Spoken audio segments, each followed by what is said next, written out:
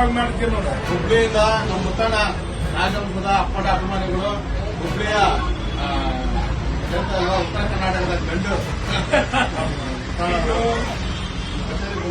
ಯೋಗಿ ಅವ್ರ ಕಡೆ ಬಂದಿದ ನಮ್ ದೊಡ್ಡ ನಮ್ ಯೋಗಿ ಅಂದ್ರೆ ನಮ್ಮ ಶಿವನ ಯೋಗಿ ಇದ್ದಂಗೆ ಯೋಗಿ ಪಿಕ್ಚರ್ ಹಂಗೆ ಇಟ್ಟಾಗಿದೆ ಹಂಗೆ ಯೋಗಿ ಬೆಂಗಳೂರಲ್ಲಿ ದೊಡ್ಡ ಹಿಟ್.